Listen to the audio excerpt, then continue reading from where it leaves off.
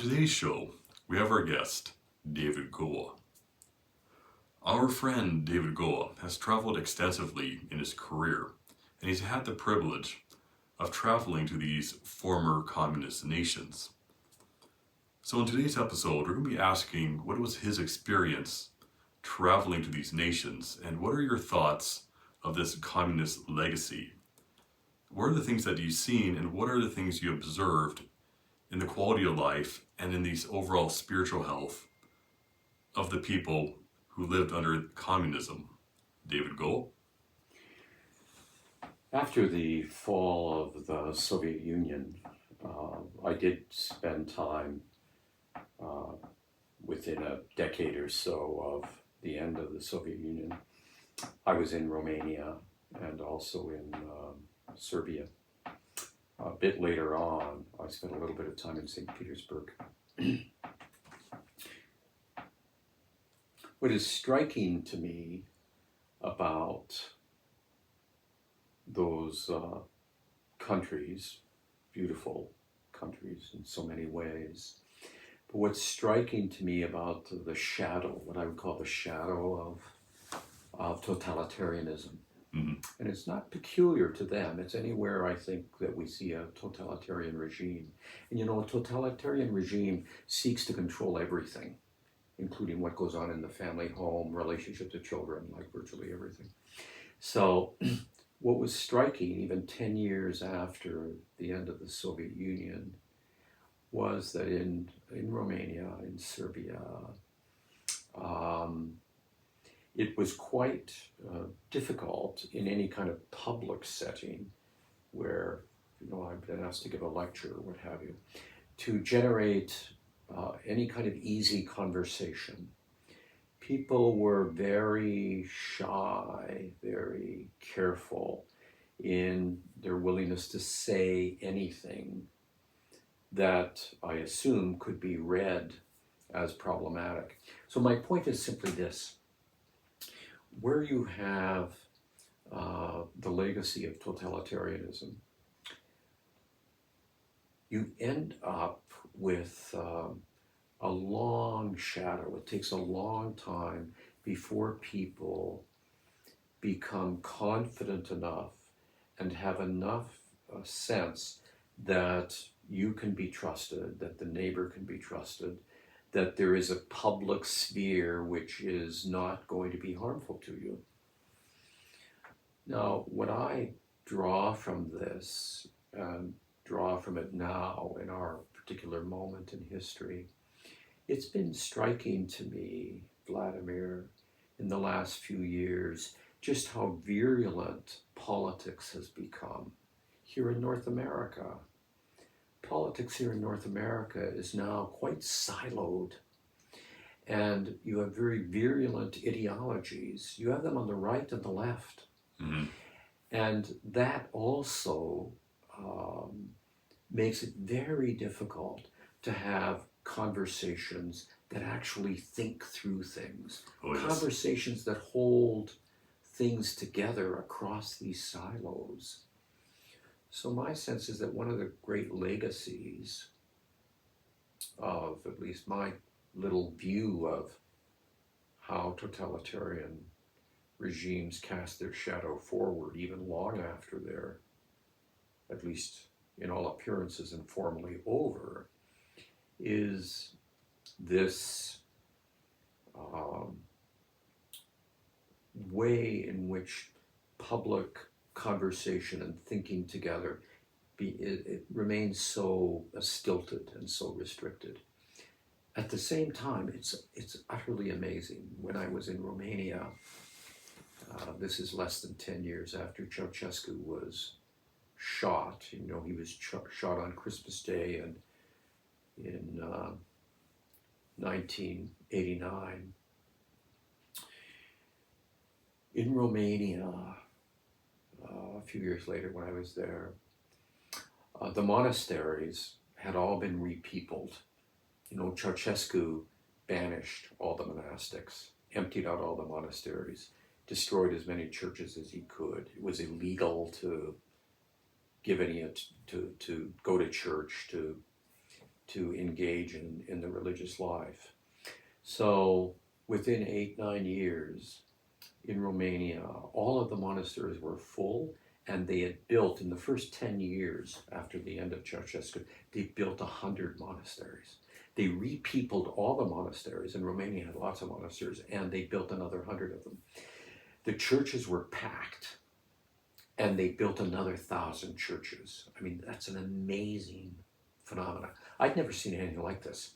In the monasteries, about 2/3 of them were women's monasteries, 1/3 of them were men. The people in the monasteries were engaging. It was very clear that people had gone to the monasteries to recover some sense of identity, to recover some sense of culture, and to have society. So you really did have a sense that you were witnessing the reconstituting of a normal life. And you saw it in monasteries, which most people would think would be abnormal. But the monasteries were a place where there was conviviality, where there was the possibility of conversation, where people were not solely living under the shadow of the regime.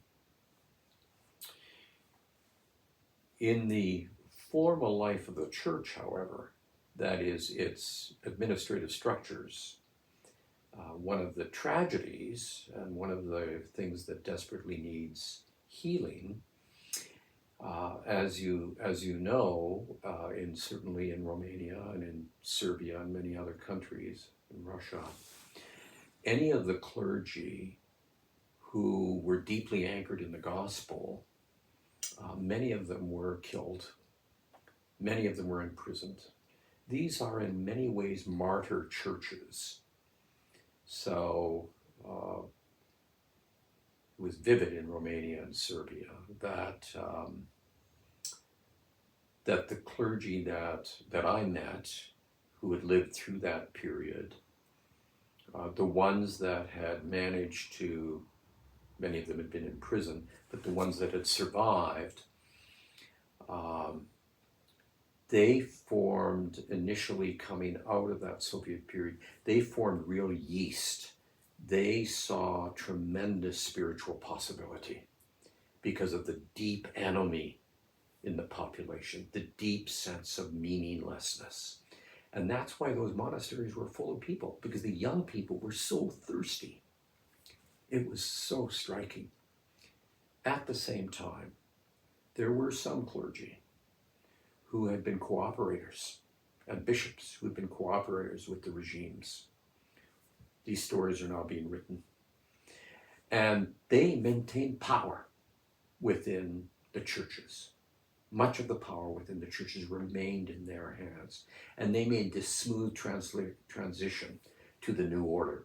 Just like the oligarchs in a number of these countries, who were good Communist Party members, had important positions in the Bolshevik regime, and when it fell apart, they then were in a position to capitalize on the new virulent form of capitalism that developed.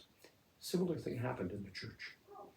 So these churches remain I think we need to pray for them. They remain in a big struggle around how they're going to move forward into the future.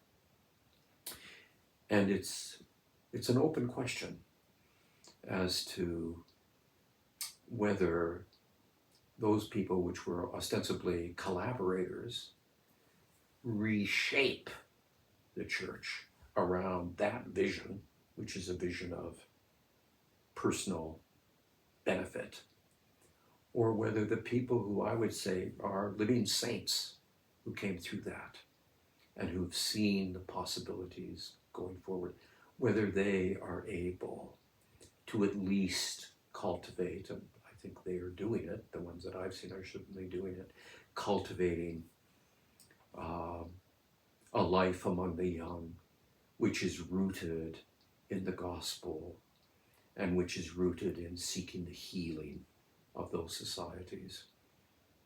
Our news broadcasts these days, when we read about what's going on in a number of these countries, we have to remember this legacy and the shadow that it's cast.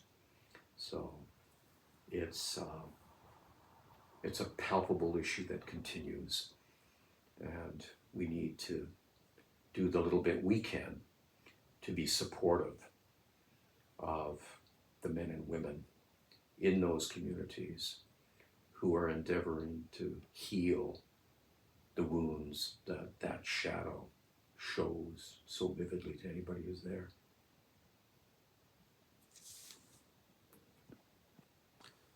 So when you were in the former communist nation of Romania, how dysfunctional was the nation? Like you had a very interesting story about trying to catch the train there. How much of that do you remember? Yeah. Well, I was. We'd given some lectures in Oradea, and I needed to catch the train to Timișoara in the south, and then on to Serbia. And so we went in the afternoon. So this is what, 9 years after Ceausescu had entered the eternal. So it has to do with the shadow and how it's cast. So we went to, with my good colleagues over there, lovely human beings, we went to the train station so that I could buy a ticket to get to Timișoara and on to Serbia, to Bucharest, or to Belgrade. So we arrived about 4 in the afternoon. They closed at 5. There were several clerks there. They looked like they were dealing with a few people, but it was awfully slow. And finally we got to one of them, and she asked us what we wanted, and we told her. My colleague spoke to her in Romania, told her, and she looked at us like, oh, really? And she pulled out a couple of very large books and began thumbing through. And then she finally turned to us. She said, oh, I can't do that for you. Go over there to the other person. So we went over there to the other person, who was sitting looking at their computer and didn't recognize us for about 10 minutes. And finally she looked up and asked us what we wanted. And then she looked at her computer and she began to do a little bit towards this. But it was an amazing experience of bureaucratic disinterest. After about 15 minutes of her looking at her computer and looking at some books, she said, I'm sorry, I'm going home now. Goodbye. You can come back tomorrow. And that was it. That was it. So we came back tomorrow. We came back the next day. It was a similar process, but I finally got the ticket. And I was told I needed to do it first class. And I said, I don't want first class. No, you must do it first class on the train. They said, you have no idea what you're getting into here. So it took them to process this. It must have taken them at least an hour. And there was several packages that they produced, including wax seals on them. I mean, it was unbelievably elaborate. And my colleague turned to me when we were almost through the process, and he said to me, David, you have to understand that we still live in the shadow of the old regime, where people pretended to work and the state pretended to pay them. So it was remarkable. But then on the train itself, this was heartbreaking to me because, growing up in the Cold War, I've read about communism. I read Marx extensively and other Marxist thinkers, and I have appreciation for some of their insight. But of course, we didn't really know much about what was actually going on the ground. Mm-hmm. But getting on the train, and again, I emphasize this is almost a decade after the end of the regime in Romania. Getting on the train, it was heartbreaking to go through the landscape because Romania is a beautiful, beautiful country. And it's very rich. It's agriculturally rich. It's rich in various kind of resources. But driving on that train track, it was like 100 miles of it at least was like going through a enormous used machinery lot where everything is rusting and everything is out of commission and it's stacked pile high. It was utterly heartbreaking to see the decimation of the economy that occurred. So if you read about Ceausescu and you read about what happened there, we also bear responsibility for it because of the way we worked with him and the way in which we sought to deal with international debt.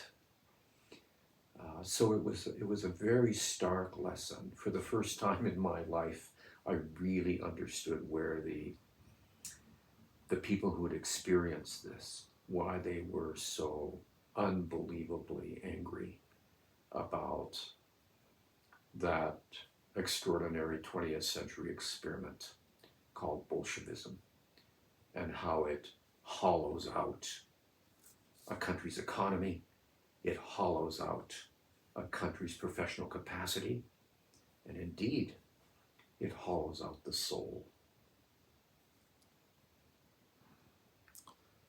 So my question for you next is, in particular, under communism, what are the things that communism, specifically things under communism, why does it keep on failing? Like, is it not democratic? Is it too much authoritarianism? Does it take away motivation? Why does communism keep on failing, in your opinion?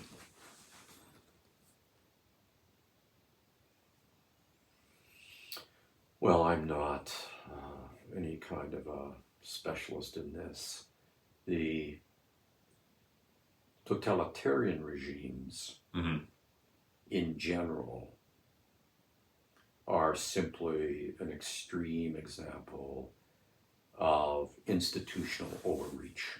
Overreach, okay. Trying to engineer aspects of life where you can't do it. Mm-hmm.